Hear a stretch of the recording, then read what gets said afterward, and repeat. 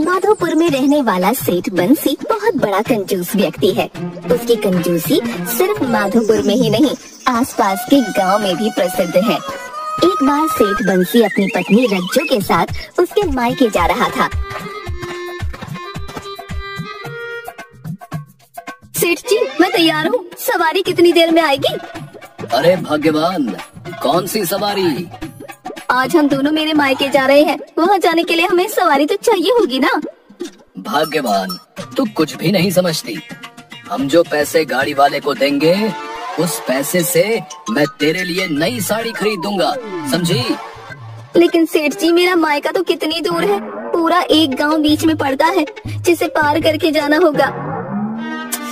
कोई बात नहीं, हम इतने दिनों के बाद तुम्हारे मायके जा रहे हैं, आराम से जाएंगे, रास्ते में रुक रुक कर चलेंगे। अरे भाई, अब जल्दी क्या है? अगर रास्ते में रुक रुक कर जाएंगे तो मायके तो रात को ही पहुँचेंगे, फिर वापस कब आएंगे? अरे भाग्यवान, तू कैसी बातें करती है? तू इतने समय बाद मायके जा रही है, कम से कम 2 दिन तो वहाँ रुकेगी। तेरे माँ और बापू भी खुश हो जाएंगे। हाँ, आप बात तो ठीक कह रहे हैं। चलिए ठीक है, हम पैदल ही चलते हैं। सेठ बंसी सवारी गाड़ी के पैसे बचाने के चक्कर में अपनी पत्नी रज्जू को पैदल ही उसके मायके लेकर निकल पड़ता है। भोली भाली रज्जू इस बात को समझ नहीं पाती और खुशी खुशी सेठ बंसी के साथ पैदल ही चल देती है। रास्ते में खजूर का बगीचा पड़ता है। भाग्यवान, देखो खजूर के कितने बड़े बड़े पेड़ लगे हैं और इन पर खजूर भी लगे हुए हैं। हाँ सेठ जी, ये तो पके हुए खजूर है, देखकर ही लग रहा है कितने मीठे और स्वादिष्ट होंगे। तुम सही कह रही हो भाग्यवान, खजूर देखने में तो बड़े ही स्वादिष्ट लग रहे हैं। सेठ बंसी को खजूर बहुत पसंद है, लेकिन अपनी कंजूसी के कारण वो कभी भी बाजार से खरीद कर खजूर नहीं खाता। आज खजूर को देखकर उससे रहा नहीं जा रहा। भाग्यवान, मैं एक काम करता हूँ, पेड़ पर चढ़ जाता हूँ और थोड़े खजूर तोड़ कर लाता हूँ। नहीं नहीं सेठ जी, आप कैसी बातें कर रहे हैं? ये खजूर का पेड़ है, कोई आम का नहीं। आप इतने ऊंचे पेड़ पर चढ़ेंगे कैसे? अरे तो फिक्र मत कर, चढ़ तो मैं जाऊंगा ही। हाँ, लेकिन अगर कोई आ गया तो आपकी बेइज्जती नहीं होगी? इस उम्र में आप पेड़ पर चढ़कर खजूर की चोरी कर रहे हैं। एक काम कीजिए, आप बाजार से खरीद कर खा लीजिए खजूर।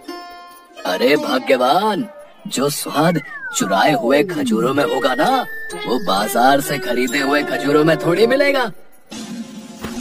रज्जू के लाख मना करने पर भी सेठ बंसी ने उसकी बात नहीं मानी और खजूर के लालच में पेड़ पर चढ़ गया। ऊपर पहुंचकर उसने सबसे पहले जल्दी जल्दी 2-4 खजूर तोड़कर खा लिए।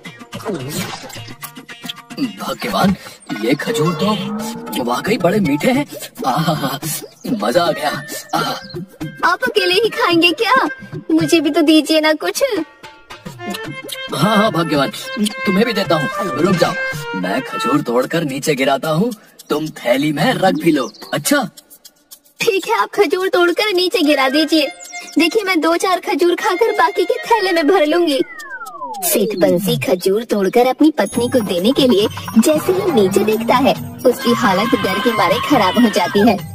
अरे क्या हुआ सेठ जी, गिराइए ना खजूर। राम राम राम राम राम राम राम राम। सेठ जी, ये राम नाम की माला क्यों जप रहे हैं? खजूर फेंकिए। राम नाम की माला नहीं जप रहा, राम के पास जाने का समय आ गया है। आप ये कैसी बातें कर रहे हैं? मुझे यहाँ नीचे मेरी मृत्यु दिखाई दे रही है और कुछ भी नहीं। क्या बातें कर रहे हैं आप? अरे भाग्यवान, अब मेरे ऊपर जाने का समय आ गया है। तुम मेरे बचाए हुए और मेहनत से कमाए हुए धन का ध्यान रखना, उसे खर्च मत करना। अच्छा। सेठ बंसी बहुत डर गया, उसे खुली आंखों से यमराज दिखने लगे। आप कैसी बातें कर रहे हैं? डरिए मत, हिम्मत रखिए और धीरे धीरे पेड़ से उतरने की कोशिश कीजिए। नहीं नहीं, मैं यही ठीक हूँ, मैं यही ठीक हूँ। आखिर आप पेड़ के ऊपर कब तक बैठे रहेंगे? नीचे तो आपको उतरना ही होगा ना। थोड़ी हिम्मत कीजिए और भगवान का नाम लेते हुए नीचे उतर आइए। शायद तुम सही कह रही हो भाग्यवान। हे भगवान, अगर तूने मुझे सही सलामत इस पेड़ से नीचे उतार दिया ना, तो मैं पूरे 1000 ब्राह्मणों को भोजन कराऊंगा। हाँ हाँ, पक्का। सेठ जी, नीचे मत देखिए, पेड़ के ऊपर देखते देखते धीरे धीरे नीचे सरकने की कोशिश करो। थोड़ी देर भगवान का नाम लेते लेते और रज्जों की बातों में सेठ बंसी ने थोड़ी हिम्मत जुटाई और वो पेड़ से थोड़ा नीचे उतरा। उसने अपनी आंखें खोलकर नीचे देखा। अरे भाग्यवान, देखो देखो, मैं थोड़ा नीचे आ गया पेड़ से। हाँ सेठ जी, आप ऐसे ही हिम्मत करिए, फिर भगवान का नाम लीजिए और धीरे धीरे नीचे सरकते जाइए। भाग्यवान, मैं फिर से कोशिश करता हूँ। सेठ बंसी फिर से भगवान का नाम लेता है और थोड़ा और नीचे जाता है। अरे भाग्यवान, ये इतना भी कठिन नहीं है जितना मैं सोच रहा था। मुझे लगता है कि अगर मैं 500 ब्राह्मणों को भोजन कराऊंगा, तब भी भगवान मुझे सही सलामत नीचे पहुंचा देंगे। सेठ जी, कैसी बातें कर रहे हैं आप? अरे बिल्कुल सही कह रहा हूँ। ये इतना मुश्किल काम नहीं है। हाँ, 1000 ब्राह्मण तो बहुत ज्यादा हो जाएंगे, 500 ठीक है। हे भगवान, तू मुझे इस पेड़ से सही सलामत नीचे उतार दे। मैं 500 ब्राह्मणों को भोजन कराऊंगा, पक्का पक्का। सेठ बंसी फिर से अपनी आंखें बंद करता है और हिम्मत करके पेड़ से थोड़ा और नीचे सरकता है। भाग्यवान, मैं तो और नीचे आ गया। वैसे मैं क्या सोच रहा था कि 500 ब्राह्मणों को भोजन कराना बड़ा महंगा पड़ेगा। मैं एक काम करता हूँ, 200 ब्राह्मणों को भोजन करा दूंगा। हाँ। ये आप क्या सोच रहे हैं? एक तरफ तो आपको यमराज दिख रहा है और अब आप हिसाब किताब की बातें सोच रहे हैं। तुझे क्या पता पैसे कितनी मेहनत से कमाए और बचाए जाते हैं, पगली कहीं की। धीरे धीरे करके अंत में सेठ बंसी पेड़ से नीचे आ ही जाता है। तेरा लाख लाख शुक्र है भगवान, जो तूने मुझे सही सलामत इस पेड़ से नीचे उतार दिया।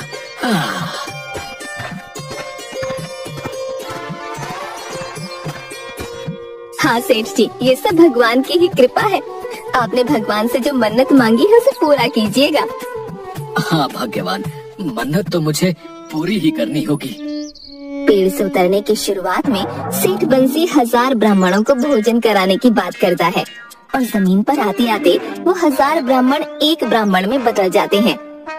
अरे भाग्यवान, एक ब्राह्मण को भोजन करने में कितना ज्यादा खर्चा आएगा पता है? मुझे एक ऐसा ब्राह्मण ढूंढना होगा जो बहुत कम खाता हो। सेठ जी, ऐसा ब्राह्मण आपको मिलेगा कहाँ? मिलेगा, जरूर मिलेगा भाग्यवान, बस थोड़ा ढूंढना पड़ेगा भाग्यवान। लेकिन मेरा मायका, माँ बाबूजी इंतजार कर रहे होंगे। अरे रज्जो, तेरा दिमाग काम नहीं करता क्या है? तेरे सामने मैं मरते मरते बचा हूँ, देख नहीं रही? अब ये मन्नत पूरी करनी होगी, बाद में देखेंगे मायका। पहले चलकर ब्राह्मण ढूंढना है, चलो।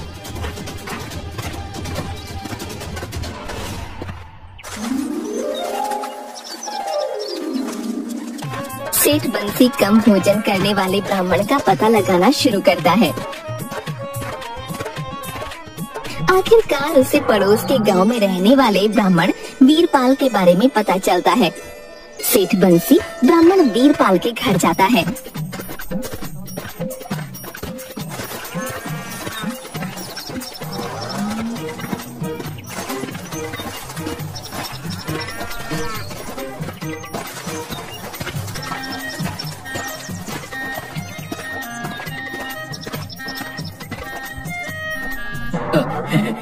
हे ब्राह्मण देवता, आपको कल मेरे घर भोजन पर आना है। क्या बात है जजमान, आपने भोजन का निमंत्रण दिया?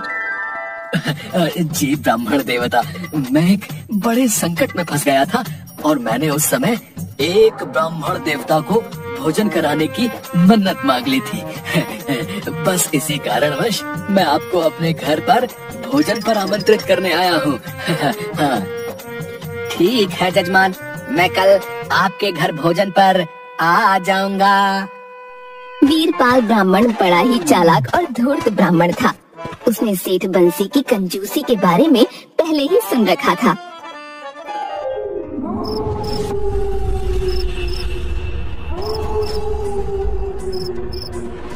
भाग्यवान, मैंने कल के भोजन के लिए ब्राह्मण देवता को निमंत्रण तो दे दिया है, लेकिन मैं ये भूल गया कि कल मुझे बहुत जरूरी काम से दूसरे गांव जाना है। सेठ जी, आप नहीं रहेंगे तो ब्राह्मण देवता की सेवा कैसे होगी? तुम मेरी अर्धांगिनी हो भाग्यवान, मतलब मेरा आधा अंग हो, इसलिए सेवा तुम करो या मैं करूं, बात बराबर ही है। ठीक है सेठ जी, अगर आपका जाना बहुत जरूरी है तो आप जाइए। वो ब्राह्मण देवता भोजन कम खाते हैं, तो तुम ज्यादा भोजन मत पकाना। हाँ? और भोजन में एक सब्जी, थोड़ी सी पूरी, दही, चूड़ा और गुड़ परोस देना। इससे ज्यादा कुछ पकाने की या परोसने की जरूरत नहीं है, समझी? ठीक है सेठ जी, जैसा आप कहेंगे मैं वैसा ही करूंगी।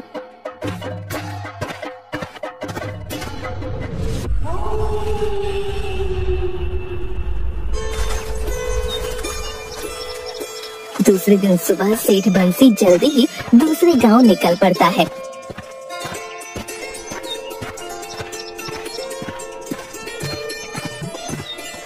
उसके जाने के थोड़ी देर बाद ही वीरपाल ब्राह्मण सेठ बंसी के घर आते हैं।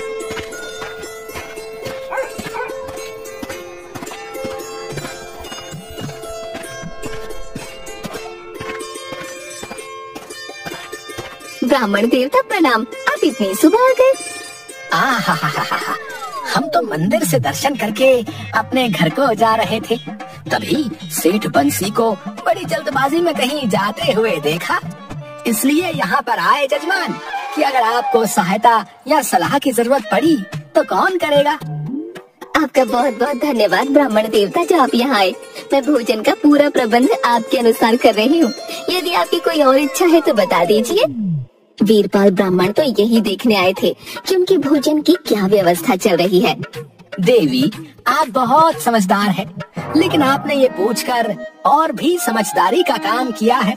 वैसे तो मन्नत एक ब्राह्मण को भोजन कराने की ही है, लेकिन आप 10 से 12 लोगों के अनुसार भोजन पकाइएगा, और भोजन में क्या क्या पकाना है ये तो आपको पता ही होगा।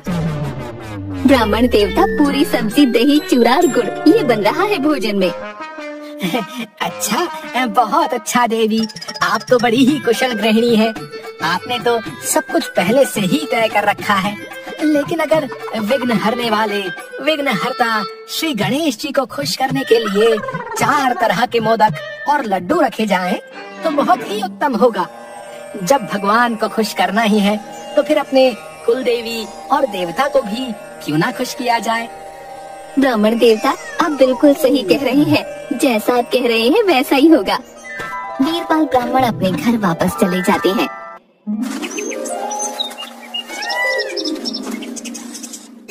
और दोपहर होते होते भोजन करने के लिए सेठ बंसी के घर वापस आते हैं।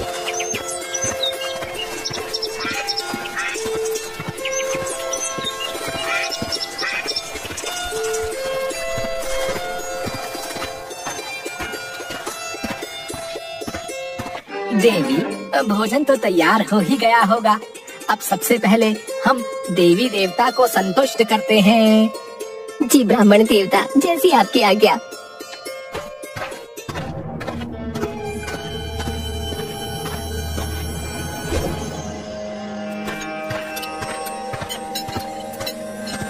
रज्जू पकाया हुआ भोजन लाकर रखती है और एक दिया जलाकर रख देती है। देवी, आप तो बहुत ही समझदार हैं। शास्त्रों में भोजन परोसने का यही तरीका बताया गया है। ब्राह्मण देवता, आप भोजन शुरू करें। देवी, बाकी तो सब ठीक है, लेकिन इसमें सोने के 2 सिक्कों की कमी है। शास्त्रों के अनुसार भोजन के साथ 2 सोने के सिक्के रखना बहुत ही जरूरी है। सेठ जी ने तो इसके बारे में कुछ नहीं कहा, लेकिन अगर शास्त्रों में ऐसा लिखा है तो ये करना भी जरूरी है। रज्जू ब्राह्मण देवता से कोई बहस नहीं करती और 2 सोने के सिक्के लाकर वहाँ रख देती है। वीरपाल ब्राह्मण भोजन शुरू करते हैं, पेट भर कर खाते हैं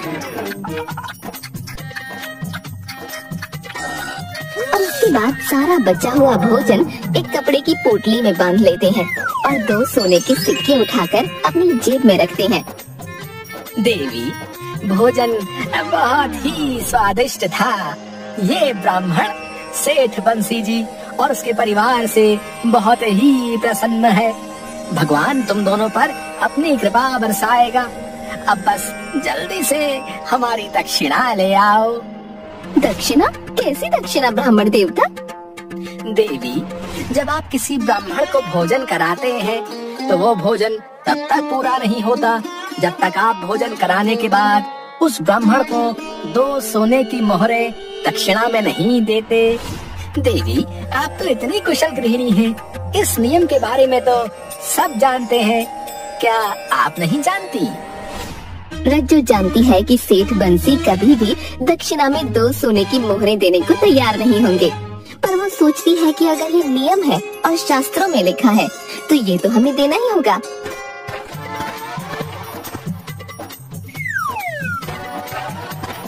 फिर वो 2 सोने की मोहरें लाकर वीरपाल ब्राह्मण को दे देती है और वीरपाल ब्राह्मण खुशी खुशी वहाँ से अपने घर चले जाते हैं।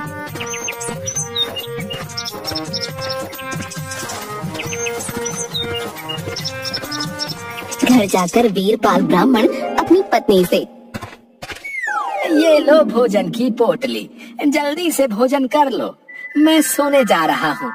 थोड़ी देर में सेठ बंसी बहुत गुस्से में आएगा। अब तुम मेरी बात ध्यान से सुनो। वीरपाल ब्राह्मण अपनी पत्नी से उसके कान में कुछ कहते हैं और घर के अंदर सोने चले जाते हैं। उन्होंने इतना ज्यादा भोजन किया होता है कि थोड़ी देर में ही वो खर्राटे लेने लगते हैं, गहरी नींद में सो जाते हैं। दूसरी तरफ सेठ बंसी घर वापस आता है।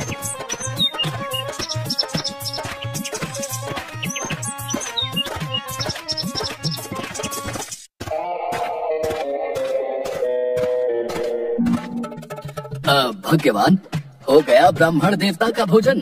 वो प्रसन्न तो होकर गए? जी सेठ जी, वो तो बहुत प्रसन्न होकर गए, पर परंतु क्या? रज्जू डरते हुए सेठ बंसी को सारी बातें बताती है और सेठ बंसी गुस्से में वीरपाल ब्राह्मण के घर डंडा लेकर पहुंच जाता है।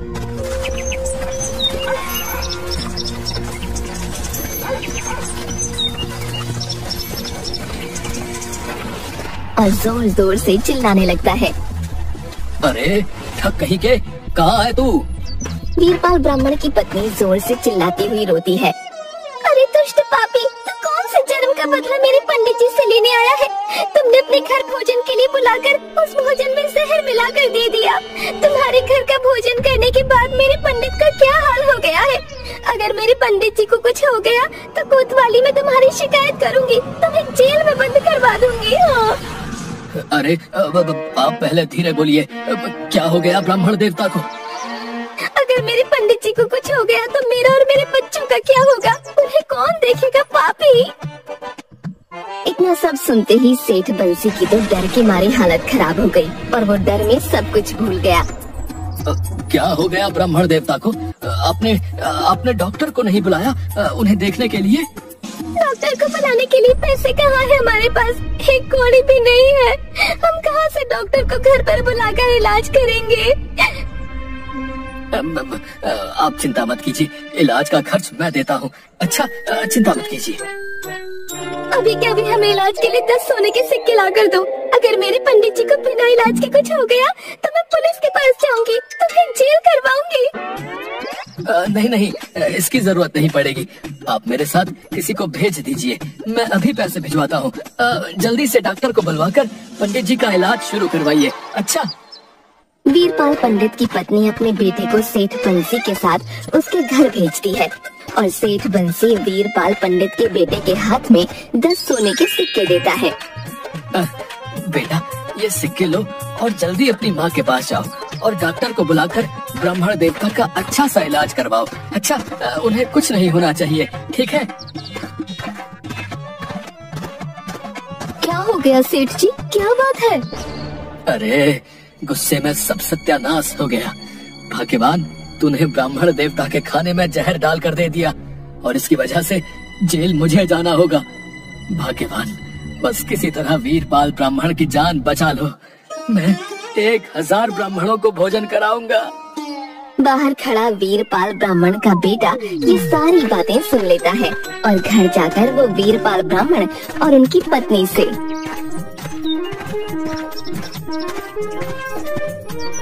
बधाई हो पिताजी, आपके प्राणों के बदले सेठ ने फिर से 1000 ब्राह्मणों को भोजन कराने की एक नई मन्नत मान ली है।